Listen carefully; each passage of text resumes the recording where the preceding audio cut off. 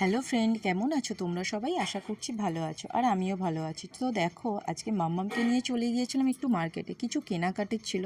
তো আজকে ওর স্কুলটাও ছুটি ছিল, তো ভাবলাম যে চলো দুজনে মিলেই বেরোনো যাক।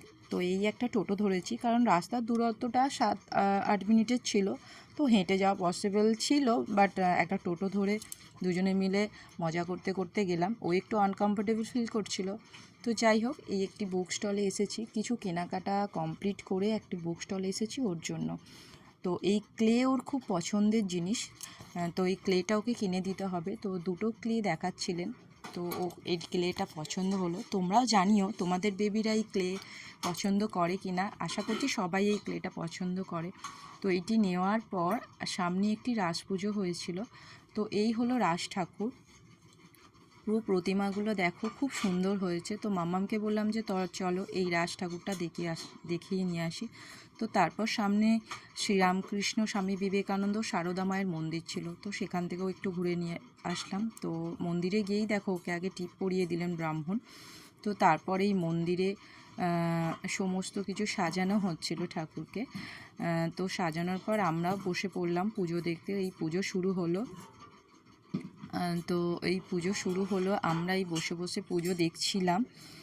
তো অনেকক্ষণই পুজোটা, তো দেখো আমরাই বসে পুজো দেখছিলাম।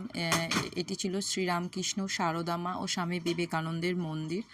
তো আমি মাম্মামকে জোর করে ধরে বসে আছি। তো মাম্মাম এত দুষ্টুমি করে, তো তাকাচ্ছে এদিক ওদিক, কী করবো আর না করব। তো যাই হোক, আমরা দুজনে বসে পুজো দেখলাম।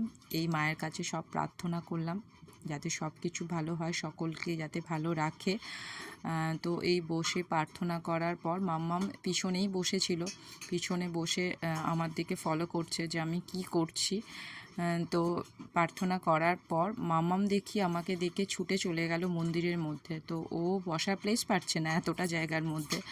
তো এই পুজো ও প্রণাম করে তো এই ছুটে বেরিয়ে এলো মন্দিরের বাইরে। তো এবার ও বাড়ি যাওয়ার জন্য রেডি হচ্ছে।